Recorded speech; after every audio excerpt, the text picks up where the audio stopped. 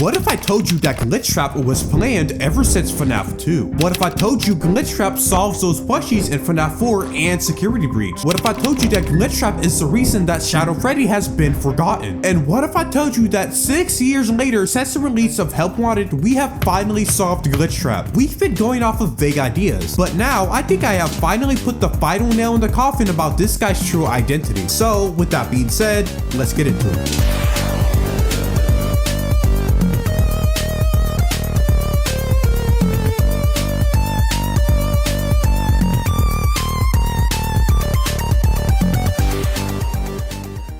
First, let me lay down the confirmed details we have about Glitchtrap. We know that this guy first appeared literally and figuratively in Help Wanted. He was scanned in by some old motherboards. These motherboards were meant to expedite the process and apparently would sort of do the pathfinding for the coding by itself. They sent us that stuff in the first place with no explanation, told us to scan it, said it would expedite the process so we wouldn't need to program any pathfinding ourselves. It was just junk, circuit boards and things like that.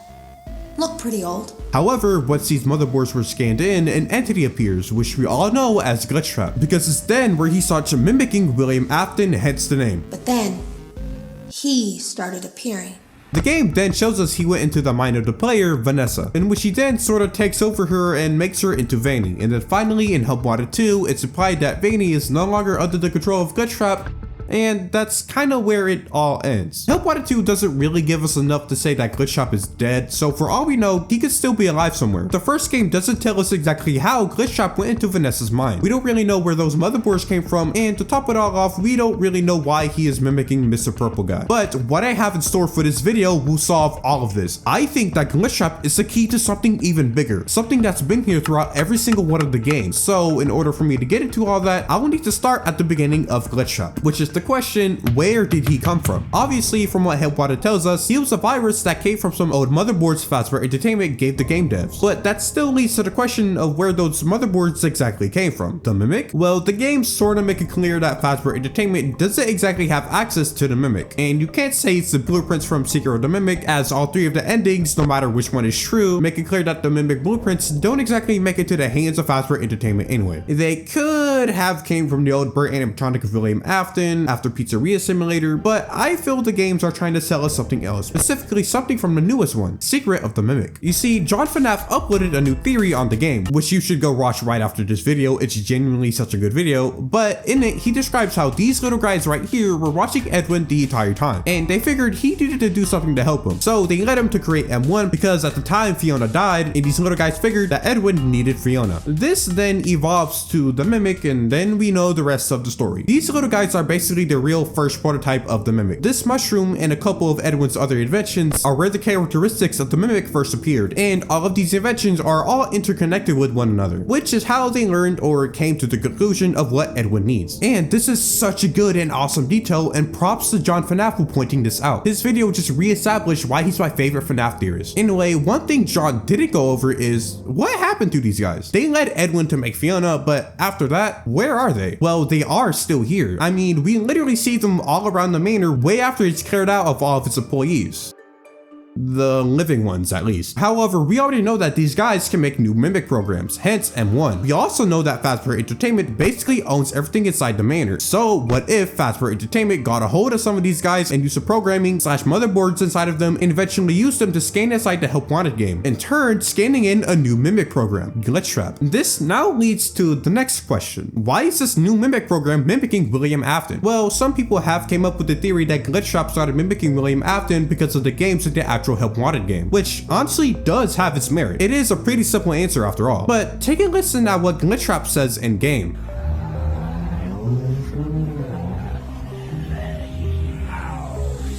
The Help Wanted games were based off of the original 5 games of the series. Some random indie dev made them in universe. Fazbear Entertainment hired the game developer.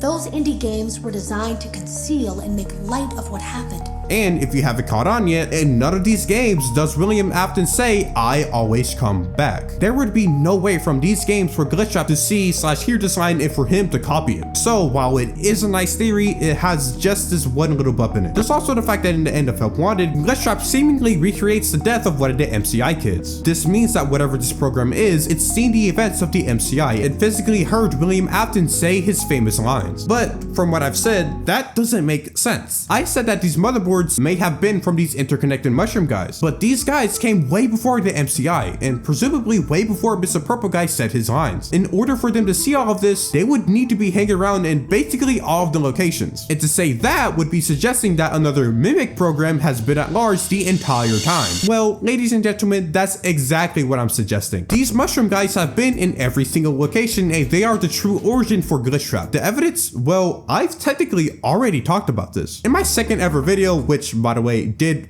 horribly, don't even bother watching it. I'm literally about to summarize it right now, but my gosh, I could have done way better. I am truly sorry, guys. I basically go over these nightmarioone plushies. All over the Mega Pizzaplex are plushies of nightmarioone watching us, stalking us, but never interacting with us. I connected these to multiple other things and characters in the franchise. For one, Nightmare. We collect the nightmarioone plushies in both Ruin and Security Breach, and it's called Nightmare, which I believe connects them. And in FNAF 4, there's a folder containing Nightmare's Night, which is named Shadow, which I believe connects Shadow Freddy to Nightmare. I then pointed out that all Shadow Freddy does is watch us, stalk us, but never interact with us, just like the nightmarioone plushies. Another thing I connected the nightmarioone plushies to was the Golden Freddy/Fredbear Plushes in FNAF 4. All they do is watch us, stalk us, but never interact with us. I then connected these to Shadow Freddy, because looking at Shadow Freddy's model is a version of Golden Freddy, and Golden Freddy is a version of Fredbear, hence the plushies. We never really came to a conclusion on either of the plushies, but we do know that these guys are watching us, stalking us, but never interacting with us. Are you starting to see the connection now? When John FNAF pointed out the mushroom guys, I immediately realized how similar these interconnected guys are to the Fredbear and nightmarioone plushies. These guys are watching us, stalking us, but never interacting with us. If these guys are the same thing as the Fredbear and nightmarioone plushies, that would explain how they got the information of the MCI and William Afton's lines for them to then turn that into a new Mimic program, aka Glitchtrap. It would explain how Fazbear Entertainment got a hold of its circuit boards in the first place. They've just been sitting there taking in information. It would explain everything.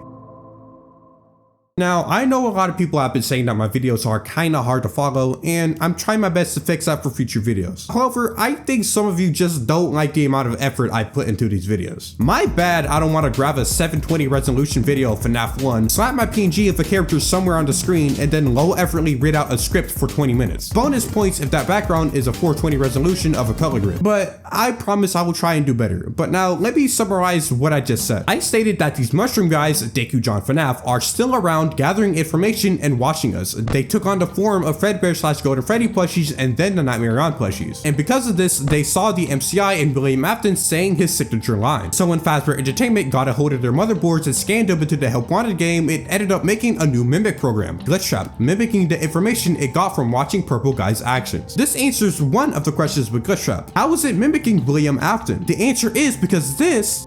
Actually, what do we call this thing? I don't want to keep saying mushroom things. I'm just gonna call it M0 because this thing is basically where the whole mimicry all started. Anyway, the answer is because M0 was physically there to see and mimic William Afton. However, this sort of opens up two more questions. Why is Glitchtrap mimicking William Afton, and what the f am I saying about M0? It's one thing to say that this M0 thing is still here and watching, but I said that Shadow Freddy is Nightmare, who is nightmarioone, and I said that this guy is the same thing as M0. But nightmarioone, aka Nightmare, aka Shadow Freddy, is very obviously paranormal. M0 cannot be paranormal. It's just a bunch of Edwin's inventions communicating with one another. Well, that, my friends, is true, but I do have an explanation for that. So let me explain. I present to you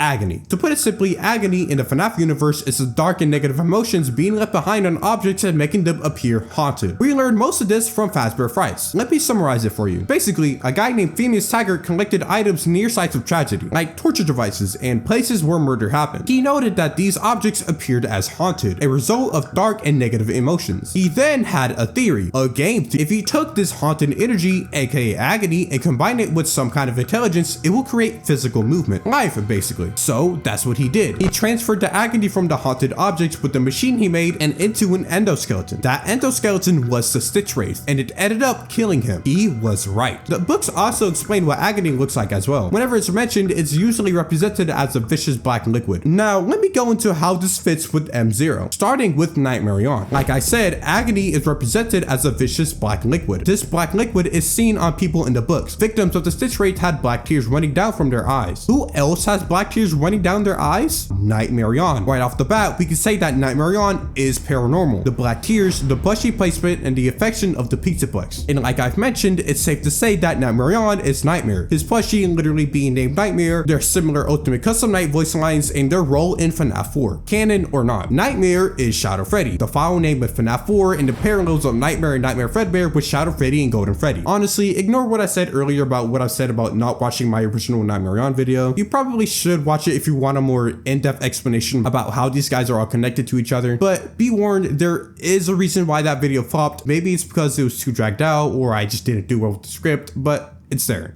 Anyway, the reason why I'm explaining these guys is because of two characteristics. One, with the exception of Nightmare's Night in FNAF 4, all these guys ever do is just watch us, stalk us, and never interact with us. Just like what the M0 inventions do in Secret of the Mimic. Watch us, stalk us, and never interact with us. And two, agony. It's been theorized that Shadow Freddy was a construct of some sort of agony, the most popular being agony from William Afton. But whatever this agony is and wherever it came from, the introduction of nightmarioone more or less confirmed that these guys have something to do with agony. Now, let me explain what agony is one last time. It's a product of negative emotions from tragedies latching onto objects. These guys were there throughout the entirety of the series. They witnessed every single tragedy that happened. And this, my friends, is it. Nightmarioone, aka Nightmare, aka Shadow Freddy, is the construct of agony from everything. The dark and negative emotions for the tragedies that happened in all of Five Nights at Freddy's constructed Shadow Freddy, who eventually became Nightmarioone. This even fits in perfectly with the line from Ultimate Custom Night. I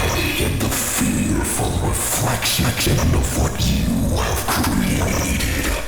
All of this literally did come from William Afton. Nightmarioone is quite literally a reflection of what Old Willie created. This is where M0 comes in. You see, agony is emotion haunting objects. Without these objects, agony probably wouldn't exist. So what did these emotions latch onto? The agony latched onto the objects that are connected to M0. But it wasn't the agony of the MCI or any other tragedy from the original games. If you remember, tragedy also happened in the Manor as well, where M0 first originated from. What if from the very start, M0 was basically immediately bent with tragedy and in turn got itself the dark and negative emotions from that attached to it? This explains a lot more not only about M0 itself, but about Glitchtrap as well. First, John FNAF theorized that these interconnected inventions are basically doing their job too much. It would do whatever it can to get its task done. This would explain why these mushroom guys are taking the form of the Fredbear and nightmarioone plushies. Fazbear Entertainment wouldn't have any need for a mushroom plushie anymore. So what if M0 used the agony that it has and took the form of a more relevant character that Fazbear Entertainment would need, Fredbear, and used the same logic for around the time of Security Breach. It needed to take on the form of a more relevant character for it to stick around and be able to do its task. Glitchtrap himself is even a piece of evidence for this. In Help Wanted from Tape Girl, we learn of a guy, Jeremy, who spilled black ink on the floor in his shirt. This was probably agony. Where did that agony come from? Well, when Tape Girl saw the black ink, Jeremy had the visor on. He was inside the game. This black ink, aka agony, came from inside the game. And what is the only thing in game that could possibly have access to agony? That's right, Glitchtrap, scanned in from the motherboards that came from the agony carrying M0 plushies. Hell, Jeremy was even complaining about nightmares during testing. Nightmares? Hello? Nightmare? A guy with agony attached to him and is literally called Nightmare? This would even explain how Glitchtrap was able to pass through Vanessa's mind. M0 is no longer just some AI. It's something paranormal now. And who knows what this thing is capable of? Glitchtrap must have used those paranormal properties to pass into the mind of Vanessa. It's all coming together now. M0, after making Edwin create M1, became exposed to tragedy, hence it becoming a vessel of agony, and did whatever it could to stay around and do its task, using the agony it came across to help stay alive, turning itself into Fredbear Plushies, Nightmare, Shadow Freddy, Glitchtrap, and now currently Nightmarioone. However, there is one teeny tiny small little question that this doesn't answer. Why? Why exactly did M0 M0 make Glitchtrap? Why did Glitchtrap escape into Vanessa's mind? I mean, from John FNAF, we already know that its AI will do whatever it can to finish its task, but why exactly would M0 need to create a new mimic program, Glitchtrap? Well, that's not too hard to explain. John's theory states that M0 is always watching and learning, and it decided to bring back Fiona for Edwin. Its goal here was to do what a person wants. After all, it knows what we want more than we do. We even see examples of M0 doing what we want in the more older games, or more accurately, of what William Afton wants. Shadow Freddy, a construct of M0, was leading the kids into William Afton. That's what he wanted. He wanted to tear them down and create Remnant. The main FNAF 4 gameplay has lots of evidence for it being a nightmare testing chamber for Michael. William Afton wanted to experiment on Michael for some reason, and Nightmare, still a construct of M0, came in and helped him. Nightmare came in and terrorized Michael, which seems to be the purpose of the other Nightmare animatronics. So M0's goal is to do what we want. However, it needs to stick around or stay alive for it to do that. Remember, based off of the words of our glorious king John FNAF, this M0 would do whatever it can to complete its task. Agony was a huge part in the success of still being around. It was able to use it to stay at the Fazbear locations. So what if M0 realized that this Agony is the key for it to complete its task, and it now wants more? This, my friends, could be the reason for Glitchtrap. Somewhere along the line, it learned that Agony was the piece for it to stay alive, and it needs more. And to get more Agony, it needs more tragedy. So what does it do? Well, it constructs a new program, a new mimic, Glitchtrap, mimicking William Afton. Why? Because old Willie here was the cause of 90% of the tragedy in the entire series. If it could recreate what William Afton did, it could recreate the source for Agony. So it set Glitchtrap with the goal of causing more tragedy and getting more Agony, and it figured out how. It went into the mind of Vanessa and took control of her, hence Vanny. In Security Breach, we see missing people's newspapers, likely a result of Vanny. She's causing more tragedy, more Agony for M0 to collect and use it to make itself live for longer. This might even be why Glitchtrap recreated the MCI at the end. The MCI likely would have been a major spawn of a lot of Agony, and that's what M0 needs. It needs more tragedy to make more Agony. M0 actually did this before, albeit probably unintentionally. The Mimic. You see, the Mimic M2 was a result of M0 in one way or another, and this guy went on to create murder and tragedy all throughout the manor, in turn giving M0 its first exposure to Agony. And you know, that might be Glitchtrap solved. M1's goal was to help Edwin, M2's goal was to replace David, but we all know how that went, and Glitchtrap's goal, who is probably in M3, is to create more tragedy.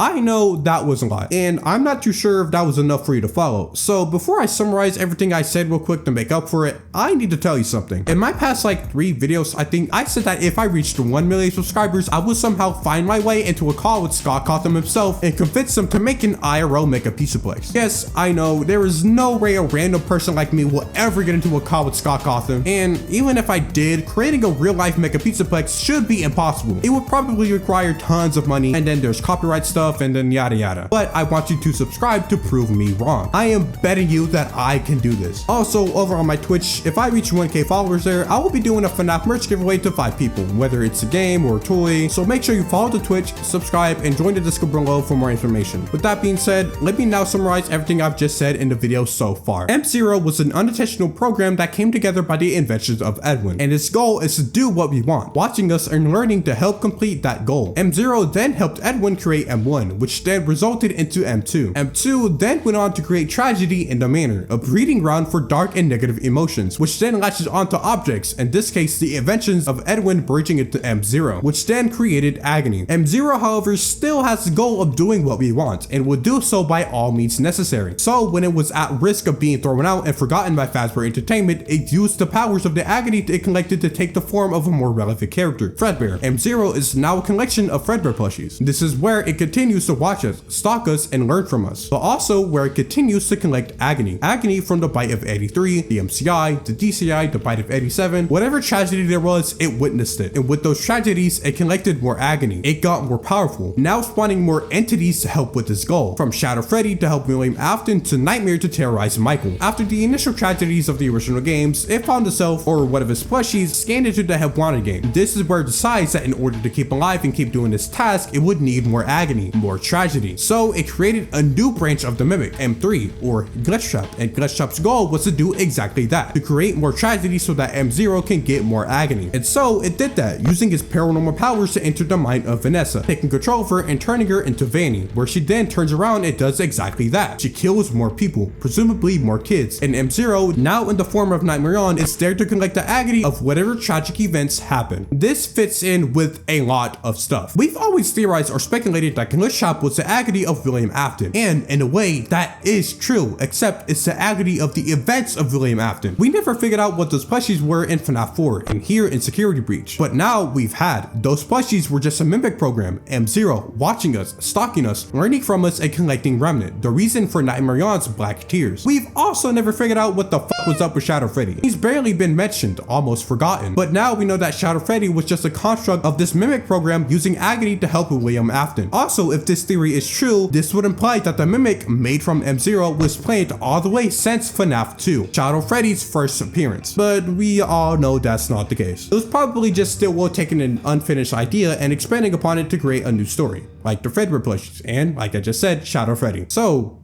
is that it? Have I solved Glitchtrap? Well, not yet exactly. You see, with all this talk about agony and whatnot, I failed to mention one character that has everything to do with agony, Shadow Bonnie. But even he is pretty damning evidence for this theory. You see, Shadow Bonnie first appeared in FNAF 2, and much like Shadow Freddy, it was never expanded on what exactly was to deal with him. Not until FNAF AR. In FNAF AR, we are sent to collect Remnant, but we can also collect Dark Remnant. However, if we collect too much of this Dark Remnant, somebody will spawn Shadow Bonnie. We then have to fight him off and make him go away to keep our Dark Remnant. But that's the thing. Dark Remnant. Dark Remnant is purely a negative emotion, much like agony. In Fazbear Frights Hide and Seek, it's revealed that this is what Shadow Bonnie is made out of, pure negative emotion, much like agony. So with that being said, Shadow Bonnie has to be a part of this entire theory. A being made of pure negative emotions has to have a connection with the other being basically made out of the same thing. And you're right, Shadow Bonnie does have something to do with this. Shadow Bonnie is the final piece in this entire theory, but not in the way you think. You see, Dark Remnant, the thing that Shadow Bonnie is probably made out of, is different from agony. Let me put it this way. Let's take a look at regular Remnant. To get this, you take an endoskeleton or animatronic that's possessed by a soul, and you melt it down to a more viscous substance. Take a little bit of that melted substance and you have Remnant. This, to me at least, is probably the same logic for Dark Remnant. To get this Dark Remnant, you need to take an object possessed not by a soul, but by agony, and you melt that down into a more viscous substance, much like you do with regular Remnant. Take a bit of this viscous substance, and you have Dark Remnant. That's honestly the way it would make sense to me. Agony and Dark Remnant are very, very similar, almost too similar. So it's still or whatever wanted a different version for these two, they probably should have made it more clear. Anyway, back onto Shadow Bonnie. There's also the fact that this guy is made purely out of this Dark Remnant, unlike M0, who isn't exactly made out of pure agony. M0 is a technical program possessed by agony. Two completely different things. Here's where I'm gonna get a bit meta. You see, pre-Help Wanted, Nightmare or Shadow Freddy hasn't exactly been relevant at all, but although we know that now he technically still is relevant, with him being M0 and all, at the time of FNAF AR, Shadow Freddy became one of the only Scott era details in FNAF that never became explained. FNAF AR sorta gave us closure on Shadow Bonnie, but not Shadow Freddy, and this is why I think that Shadow Bonnie doesn't have anything to do with the character of M0 itself, or Glitchtrap. Shadow Bonnie already technically has a story, so Stillwell probably went with the next best unexplained thing, Shadow Freddy. That's why it feels like he was forgotten. He was, but now he's sorta being expanded upon more. And sure, Shadow Bonnie and Glitchtrap's whole deal are very similar, with them being both rabbits and dealing with negative emotions and all, but that's sort of where it all ends. Anyway, so with all of that, what exactly does Shadow Bonnie have to do with M0 or Glitchtrap? Well, hear me out. In FNAF AR, Shadow Bonnie spawns when you collect too much Dark Remnant. He's sort of like a guardian of some sorts for the Dark Remnant, for the negative emotions. These dark emotions is what M0 wants. M0 has learned that this agony helps him get more powerful and unable to complete its task. So what if I told you that somewhere down the line, M0 and Shadow Bonnie will eventually clash together? M0 will eventually collect too much agony, too much dark emotions, which would then summon Shadow Bonnie. And this is where everything is finally solved. Yeah, the Mimic is still at large, but the Mimic was just a product of the real thing at play here. The real villain of the current FNAF story is M0, the original program that made the Mimic, a Glitchtrap, and maybe some other programs too. I'm going to be honest, this video was supposed to be more about my findings on M0 rather than solving Glitchtrap. And yeah, while this theory does kind of solve Glitchtrap entirely, he's kind of here for the YouTube search terms. Anyway, if M0 is the new FNAF villain, what do we do to stop it? Well, Shadow Bonnie. On the off chance that this theory is true, there's a chance that Shadow Bonnie and M0 would clash with each other. And if our goal is to stop M0, I'm assuming that we will probably need to gain the trust of Shadow Bonnie whenever M0 eventually gets enough Agony to spawn him and help him stop this branching Mimic program. While yes, he is presumably an extremely powerful paranormal being, we literally can't stop him with the flashlight in FNAF AR. So he probably does need our help to stop this guy. I mean, we've already seen the story making unlikely characters help us to stop the bad guy, Glimmer, Freddy, and Security Breach and Rocksteady Ruin, so what's to say that this situation will be so different? This is where the modern story will turn to. The collection of all the tragedies that has happened all throughout the story of Five Nights at Freddy's is coming back to haunt us one last time, and we need the help of some unlikely characters to end it all.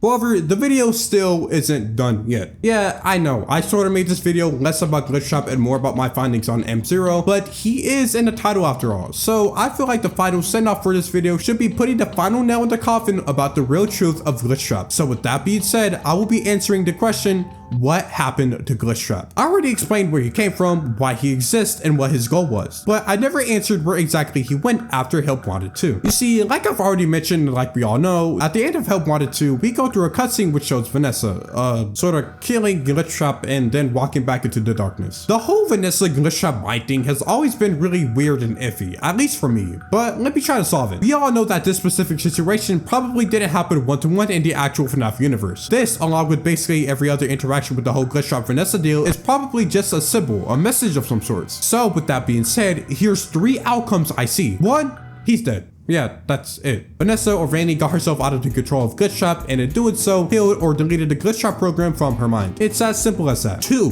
Glitchtrap is still here.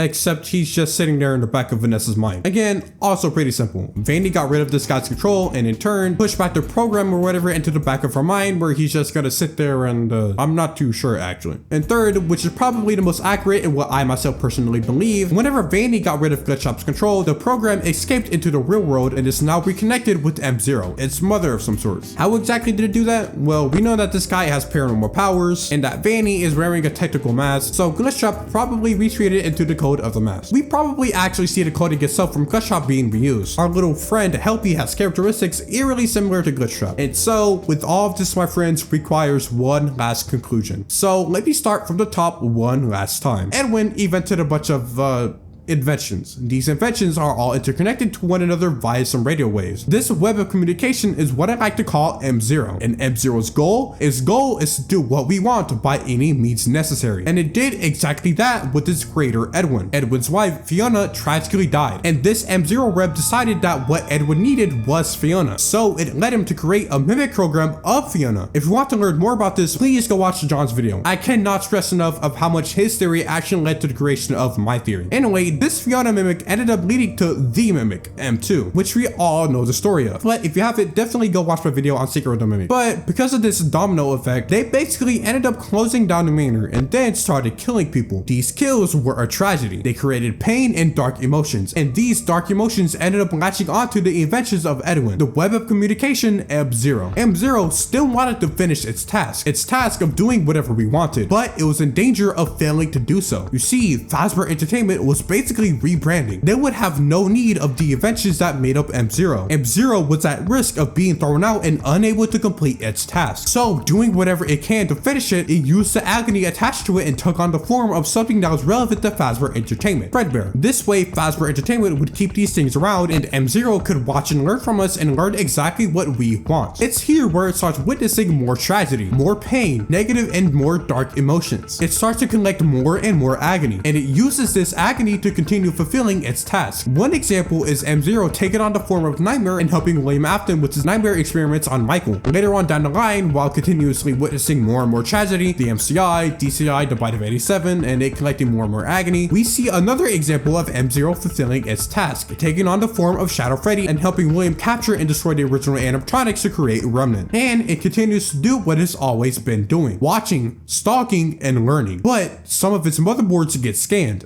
into a VR game, Help Wanted. Its original purpose was to speed up the development of this game, but it's here where it learned something. The agony that is collected over the years helped M0 stay alive to fulfill its task, so it decided that it needed more agony to stay alive. It needed to become more powerful, and to get agony, it needed tragedy. So communicating with the motherboard scanned into the Help Wanted game, it created a new program, M3, or as we all know, Glitchtrap. Glitchtrap's goal was to create more tragedy so that M0 could collect more agony. So it mimics the one person that was solely responsible for 90% of all of the tragedies in all of FNAF, William Afton, and it used its paranormal powers from the agony to transfer itself into the mind of the player of the VR game, Vanessa. It then takes over her mind and turns her into a familiar bunny killer, Vanny. Vanny then goes on and does exactly the goal of Glitchtrap, killing more people and creating more tragedies. Meanwhile, M0 is still here, but has now taken on a newer form, the form of nightmarioone. We can already see the growth of power in M0 now. It's able to infect the entire pizzaplex as seen by the wires and stopwatches below the mall. This is where it's currently at now. It's just sitting there, watching, stalking, learning, and collecting more agony. But because of this, things in the future may get violent when it starts to collect too much of this agony, with a certain familiar shadowy bunny figure. Glitchtrap, however, has reached the end of its days. Vanessa has found a way to rid herself of the control of Glitchtrap, and Glitchtrap in turn retreated back into the coding of M0, where he then maybe gets reused to become Helpy. However, it looks like Vanny is still going to go on and kill. Her story isn't done yet. She's going to create more tragedy, and M0 will be there to watch, stalk, learn, and collect as much dark emotions as it can to become more powerful to be able to complete its task.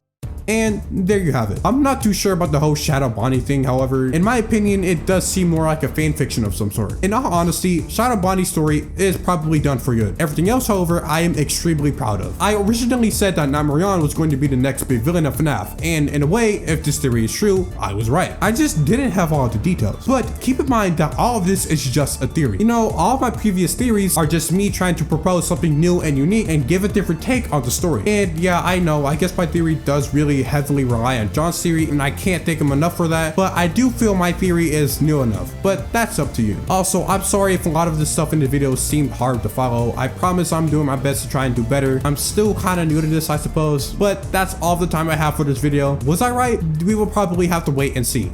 Until then, see you later.